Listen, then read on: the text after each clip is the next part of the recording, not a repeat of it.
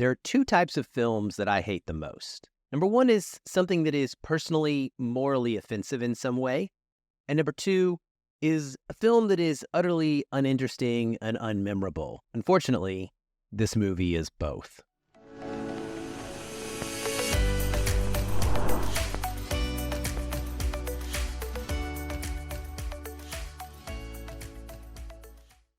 All right, welcome everyone to FF Plus, your outlet for reviews that are simple, short, and spoiler-free. I'm your host, as always, Aaron White, and we will get right into the review for this week. This movie is called She Came to Me, and it comes to us from Vertical Entertainment. It stars Peter Dinklage, Marissa Tomei, Anne Hathaway, Joanna Kulig, and Brian Darcy James. It is written and directed by Rebecca Miller. Cinematography is by Sam Levy. It is edited by Sabine Hoffman, and music is by Bryce Dessner. It runs 102 minutes and is rated R for language. What's it about? Composer Stephen Laudum is creatively blocked and unable to finish the score for his big comeback opera.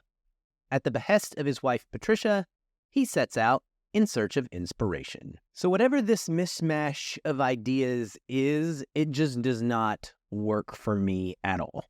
It is billed as this story about an opera composer who has a surprise encounter with an eccentric but caring tugboat captain, and this snaps him out of his creative funk. Now, Peter Dinklage playing the composer Stephen Laudum is actually the best part of this movie. I enjoyed his performance somewhat, even though he just doesn't have a lot to work with. He does a really great job of playing that depressed, anxious kind of character. I think it's almost a bit typecast for him at this point because he's a genius, but he's definitely got some struggles that are going on. And he just really is able to embody that in a way that is impactful and I think resonant. I also really like his dog. He has a French bulldog named Levi. Now, I'm a heavy breather fan. I have two Boston Terriers myself that often get, unfortunately, mistaken for French bulldogs. But anytime Levi is on screen, that was a big plus for me. If I'm already calling out that the dog is a highlight, that probably tells you what I think about the rest of the movie, though. Now, Marissa Tomei plays Katrina, that tugboat captain, and she stumbles upon Stephen in a bar one afternoon and strikes up some conversation with him. This leads to him coming along with her to visit her tugboat, which is something that not only is her place of employment, but the boat itself serves as her home. She's extremely quirky. She claims to have a romance addiction, and pretty quickly she comes on to him and he likes it. He enjoys the attention and the spark that it creates in him, something that has been missing from him over the last few years as he's been trying to rebound from a previous failure and come back with a new, exciting, emotionally charged opera. This does the trick. He then is able to compose something that is stereotypically weird for an opera that is inspired by his experience with Katrina on the tugboat. It's about a tugboat captain who has a romance addiction, but with a crazy twist, as operas typically have, that she is a man-killing cannibal as well. And so you would think that this movie is going to lean into some sort of a rom-com situation where it's going to be all about Stephen getting his mojo back, and then Katrina realizing that she's his muse, and how's that going to play out because Stephen's actually married. But the movie pivots, and it takes a huge turn to become something almost completely different. So Stephen is also the stepdad to Patricia's biracial son. That biracial son is 18 and has a 16-year-old girlfriend who he has these grandiose plans to go off and become an activist with. Well, the relationship between this couple becomes the central driving point of the plot, and it turns very serious in a way that feels tonally at conflict with what we have seen before and all of the quirkiness that we have experienced between Katrina and Steven's interaction. There are issues of immigration and racism and parental control at play here, but nothing is engaged with in a meaningful or smart way.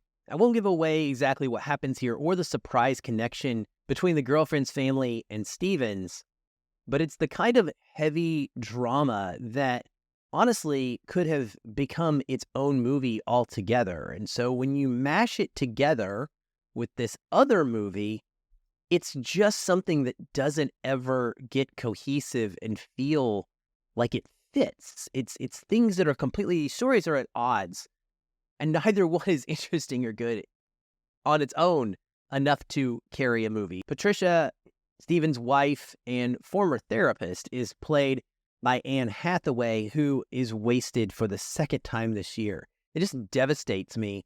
She was in another movie called Eileen that I think comes out in December, and that one didn't work for me either. And I just wish that we would stop taking this incredibly talented actress and giving her these crazy, wild characters. I mean, she can manage, and she is able to bring life to them even when the script is awful and the characterization is terrible. But I just wanted so much more from something that she was in because she's a favorite of mine, and I didn't get it. She's presented as this very in control and intelligent character who has a bit of a cleaning obsession and some issues underneath, but then she has a full-on mental breakdown, and I just think it's handled absolutely horribly. This ultimately results in an ending that I found very silly and unrelatable in a way that was manufactured by a screenwriter in order to get her character out of the way with as little guilt as possible for Steven so that he could just move forward with a different life.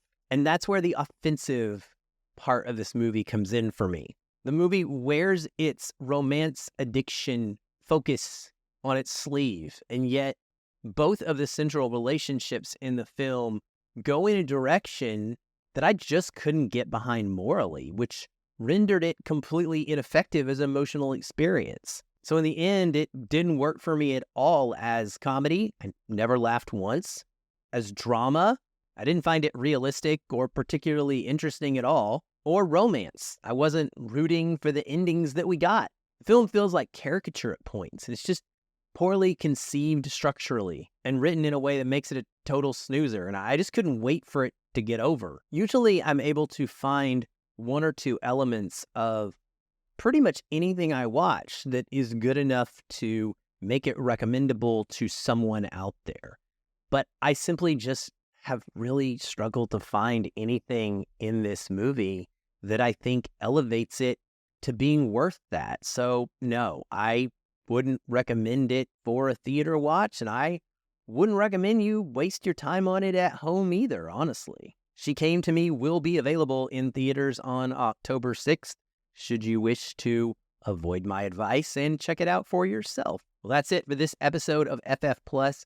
Thanks for listening and watching. As always, if you haven't already, be sure to hit that like and subscribe button on YouTube or on your podcast app of choice. And also, please drop us a positive 5-star rating and maybe some kind words as a review. If you are able to do that, we would be very grateful. Thank you for coming along with the journey. I hope you're enjoying the content. Please let me know. You can find me on social media. Links to all of my apps and channels are in the show notes to each and every episode, and I do love to chat. I'll be back soon, later this week, in fact, with another new review for you. Until then, keep watching and keep feeling film.